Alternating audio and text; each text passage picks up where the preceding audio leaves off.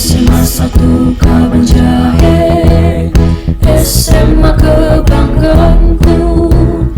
SMA 1 Kaban Jahe, tempat untuk raih asa hidupku. Mari bergandeng tangan, mari rapatkan barisan, sisihkan lengan baju bersama SMA 1 Kaban Jahe.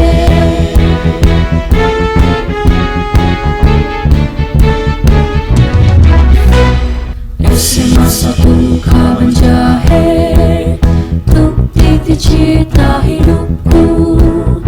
SMA 1 Kaban Jahe, bersama wujudkan impianku.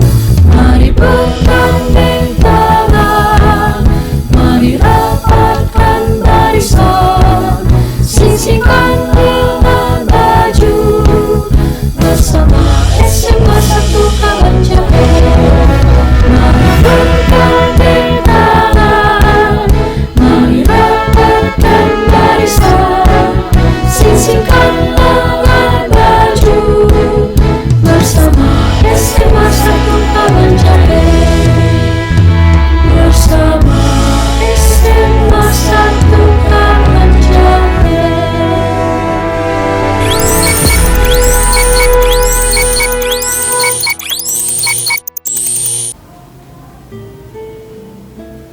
Oke, selamat pagi anak-anak sekalian. Ibu sampaikan selamat bertemu kembali di tahun ajaran yang baru, tahun 2020-2021. Nah, kita akan masuk di materi lanjutan dari kelas 10 kemarin, yaitu kita masuk di senyawa hidrokarbon.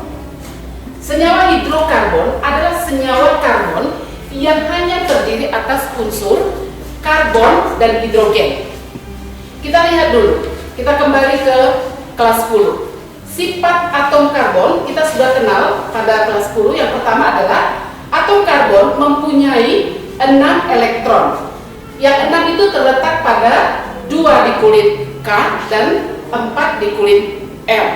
Jadi ada 4 elektron valensi atom karbon yang memungkinkan atom karbon itu dapat berikatan dengan 4 atom lainnya. Nah, sifat atom karbon yang kedua adalah atom karbon hanya memiliki 2 kulit atom, yaitu kulit K dan kulit R, sehingga jari-jari atomnya itu kecil dan memiliki bentuk ikatan yang kuat. Yang ketiga, dapat membentuk bermacam ikatan, yaitu sebagai berikut. Oke, kita lanjutkan. Hidrokarbon itu dibagi dalam 2 kelompok, yaitu senyawa hidrokarbon alifatik dan siklik. Alifatik itu artinya rantai terbuka, sedangkan siklik itu rantai tertutup. Senyawa alifatik atau rantai terbuka itu terdiri dari, dibagi lagi dalam 2 kelompok, yaitu ikatan jenuh atau nanti ikatannya tunggal. Kemudian ikatan tidak jenuh, ikatannya rangkap. Di ikatan tunggal ini itu yang nanti kita kenal dengan senyawa alkana.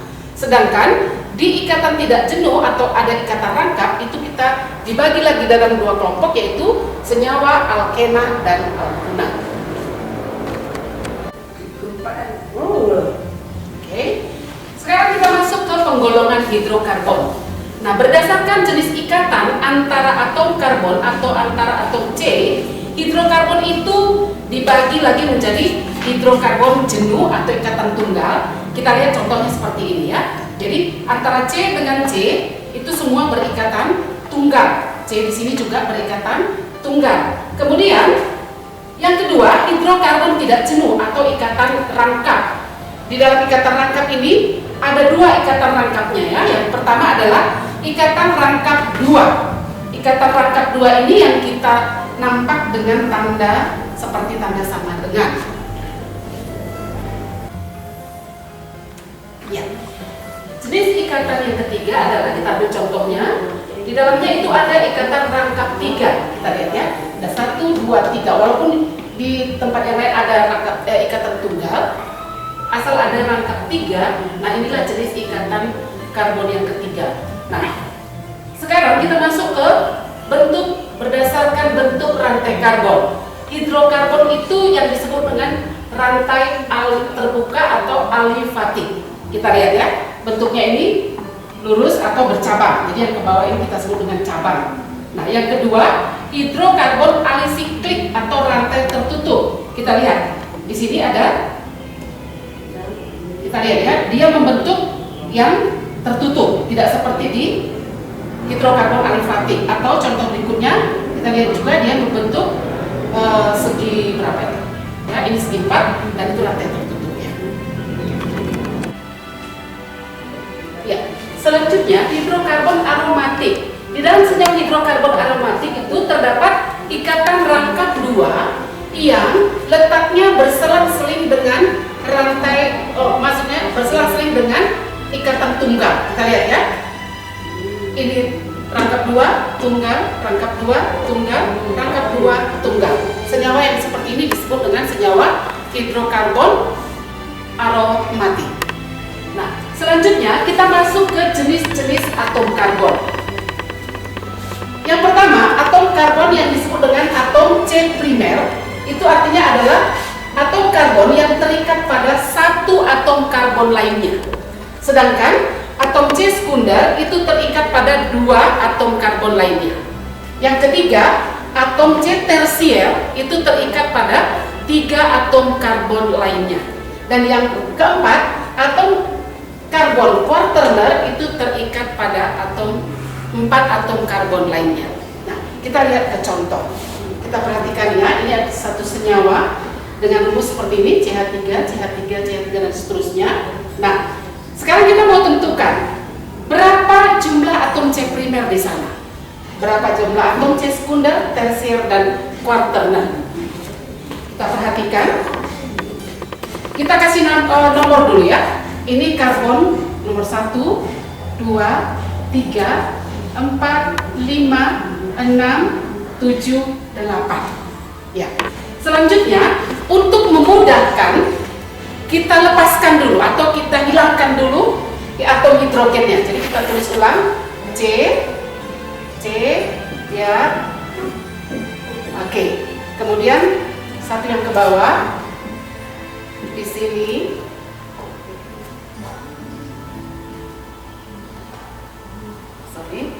Di sini C dan ini C, ya. Kita kasih nomor kembali 1, 2, 3, 4, 5, 6, 7, 8. Sekarang mari kita tentukan berapa ada atom karbon primer di senyawa ini. Kita lihat ya. Kita ke prinsip. Atom C primer itu berarti atom C yang mengikat atau terikat pada satu atom C lainnya. Kita perhatikan. Nomor 1 terikat di satu atom C. Nomor 7 terikat dengan satu atom C. Nomor 6 juga terikat dengan satu atom C. Nomor 8 juga terikat di satu atom C. Jadi mana yang primer, yaitu di atom nomor 1, kemudian 6, kemudian 7 dan 8. Ya. Sekarang kita masuk ke atom C sekunder. Prinsipnya tadi, atom C sekunder itu berarti terikat di atau pada 2 atom C lainnya. Kita lihat ya. C, dia terikat ke C nomor 3, dia terikat ke atom C yang di nomor 2 dan terikat dengan atom C yang nomor 3. Berarti C sekunder itu ada di atom C nomor 3. Kemudian kita lihat lagi, apakah masih ada yang lain? Ya, jadi hanya C nomor 3. C tersier. Tersier itu berarti terikat pada 3 atom karbon lainnya. Yuk kita lihat.